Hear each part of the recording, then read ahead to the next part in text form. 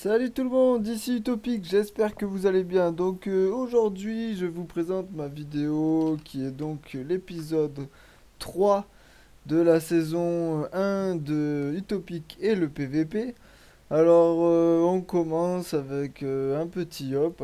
C'est un ami qui a également une chaîne YouTube. Il est très sympa, hein. On a fait plusieurs choses, plusieurs donjons et autres ensemble. Si vous voulez aller voir, je vous invite à y aller. Folie Dofus dans YouTube et vous le trouverez sans problème. Voilà, alors pour ce combat, c'est un combat contre un Yop. Alors il joue assez agressif avec une colère. J'essaie quand même de me de m'éloigner le plus possible, hein, parce que Yop avec leur bon et leur colère, c'est vrai que ils sont quand même assez dangereux. Tour 4, donc là c'est la colère qui tombe. J'ai un peu hésité et puis donc finalement j'ai joué à la stupeur. Comme vous pouvez voir, la stupeur c'est vraiment génial pour éviter une petite colère. C'est vraiment excellent. Après, effectivement, ça nous ouvre un portail.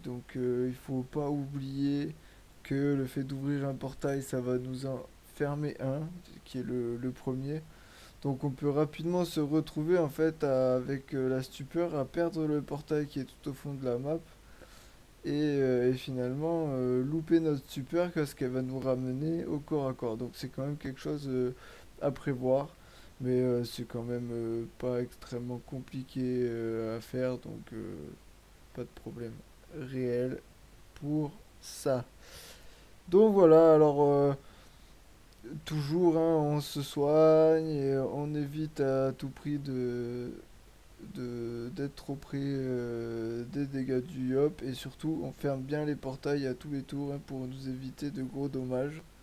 Voilà, donc après, rester près de mon portail pour lui, c'est pas forcément la bonne idée, hein, parce que du coup, je peux envoyer des dommages assez conséquents à travers les portails. Alors que s'il se maintient un peu loin, on arrive assez facilement quand même à le.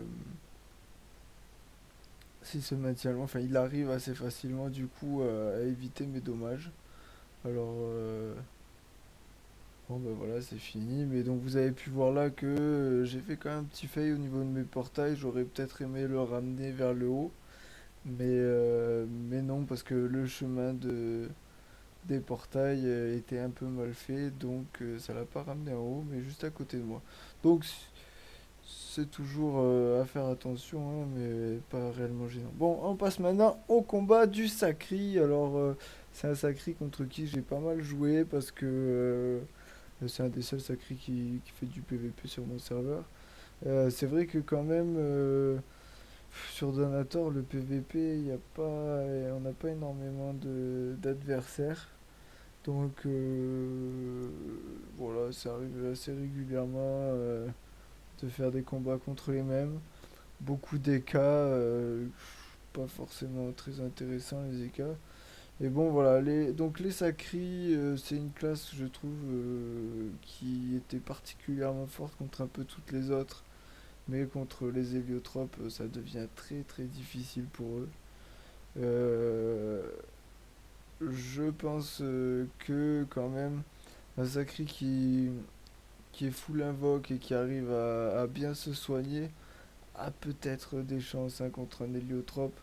C'est vrai que l'héliotrope, vu son déplacement, vu tous ses portails, enfin voilà, même une attirance, hein, et on pose une petite stupeur, on se retrouve à l'autre bout de la map, c'est pas un problème. Donc je pense que c'est quand même. Ah ben voilà. Donc là vous avez pu voir que j'ai pas fermé le portail tout au fond et j'ai pas pu me soigner du coup. Alors c'est quelque chose à éviter, hein. Ça m'arrive assez fréquemment finalement ces derniers temps, je suis un peu tête en l'air. Et c'est vrai que donc un portail comme ça qui est en fond, ça nous fait toujours suer. Bon, à part bien sûr si on passe dans les portails pour s'enfuir, hein, mais c'est vrai que sinon c'est assez dérangeant. Voilà. La petite technique contre les sacris, c'est bien évidemment un portail de chaque côté Et puis ensuite, on n'a plus qu'à le taper et passer d'un bout à l'autre sans qu'il puisse nous avoir. Il faut quand même faire attention parce que les sacris en général, ils arrivent à nous transpo et nous attirer. Donc de temps en temps, une petite super pour éviter une punition ou autre, c'est toujours super. Voilà. Donc, pas de réel problème pour le sacri. C'est quand même un perso qui frappe qu'au corps à corps. Il a du coup de gros désavantages face à nous, c'est quand même pas évident. Et puis bon, Héliotrope, ça fait vraiment de gros dommages quand on arrive à placer nos sorts à travers les portails. Donc il y a également deux techniques de jeu que j'ai pu voir réellement en PvP.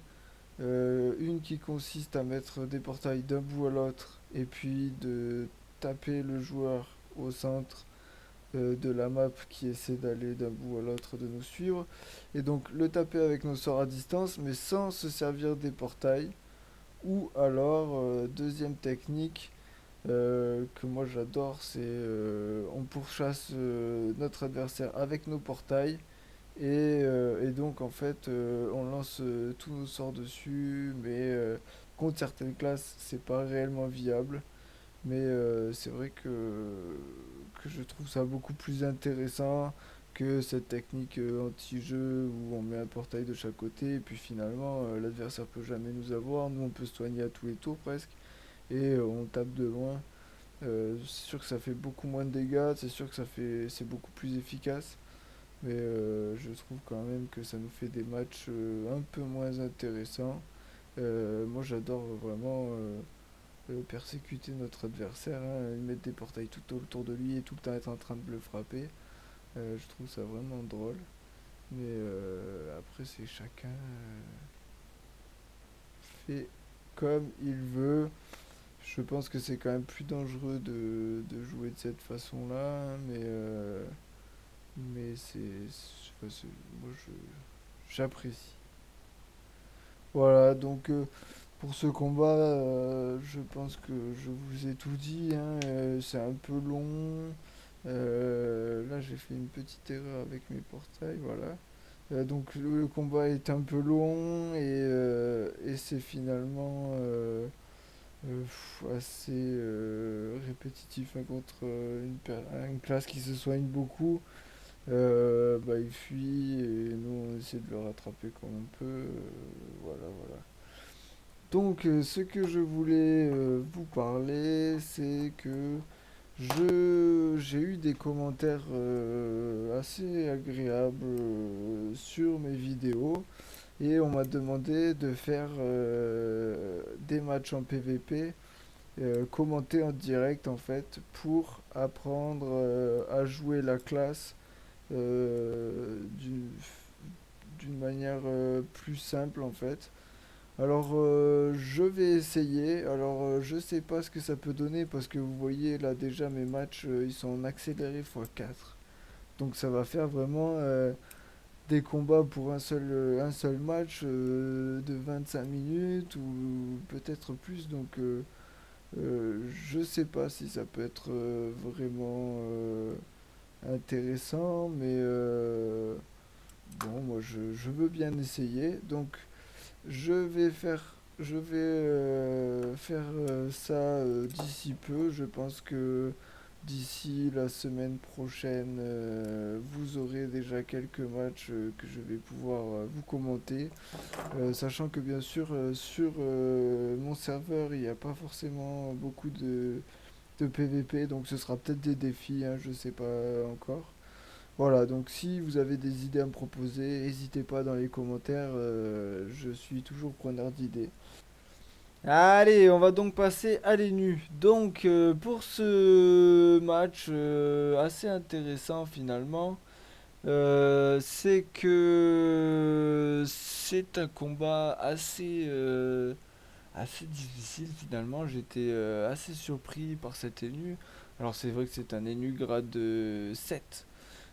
qui est quand même pas mal opti et qui vraiment joue bien sa classe, hein.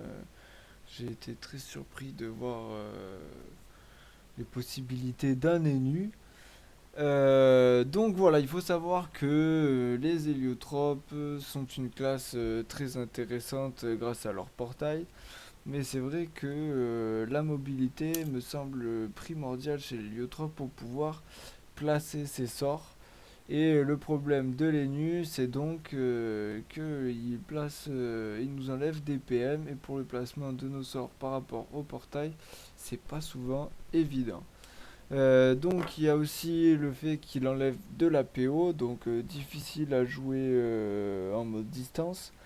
Et en plus, il a son sac qui le sacrifie, plus la boîte de Pandore qui le soigne.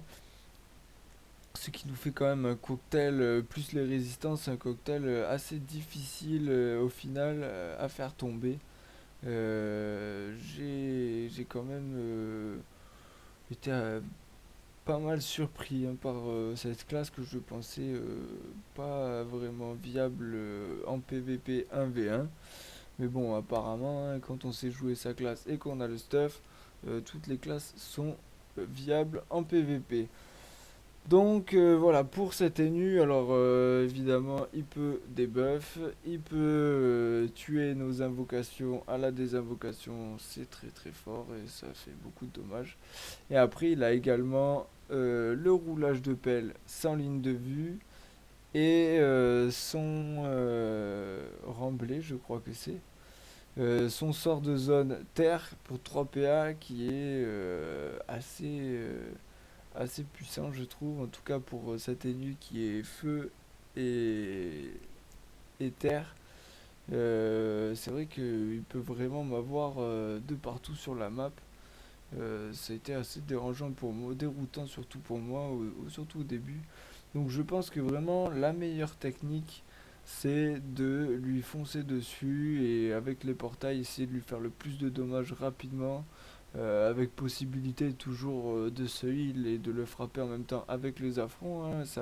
Ça marche très bien et c'est vrai que j'ai pas fait beaucoup de matchs comme ça encore, mais c'est très viable, hein, et ça fait beaucoup de dommages. Euh, donc voilà, alors pour ce match, je pense que je vous ai tout dit. Je vais donc vous mettre un peu de musique pour terminer le combat. Si vous avez des idées à m'apporter, vous savez que je suis très preneur. Ça me fait toujours plaisir d'avoir des conseils, des idées. J'aimerais aussi vous dire que j'ai finalement décidé de faire les solotages Frigos 2, euh, de les arrêter là en fait parce que je n'arrive pas à soloter la Fuji en donjon et je pense que je peux la soloter en arène. Mais bon, je sais pas si ça vaut vraiment le coup parce que bon, l'arène c'est vraiment des maps immenses. Pour un solotage, c'est assez facile. Enfin, c'est à vous de me dire. Si jamais ça vous fait plaisir de faire que je fasse un solotage de la Fuji en arène, je le ferai sans problème. Sinon, je vais arrêter mes solotages Frigos 2 ici et je pense que je vais attaquer les duotages Frigos 3. Ce sera pour le PVPM. Pour le PVP, il y a bien sûr la saison 3 que je suis en train de travailler un peu de temps en temps. J'espère qu'elle sera prête pour bientôt et que je pourrai commencer à lancer des épisodes Coliseum. On me l'a aussi demandé plusieurs fois et c'est pour ça que j'ai envie de lancer donc cette saison 3. Pour ce qui est du PVP de la saison 2, de la saison 1, je vois que vous suivez assez attentivement la, mes épisodes. Je suis agréablement surpris de voir toutes ces vues, de voir tous ces abonnés, tous ces commentaires. Ça me fait super plaisir. Donc voilà, j'en attends toujours plus. Si vous avez des commentaires, n'hésitez pas, ça me fait plaisir. Donc voilà, je vous dis à lundi prochain pour un nouvel épisode et je vous dis à bientôt.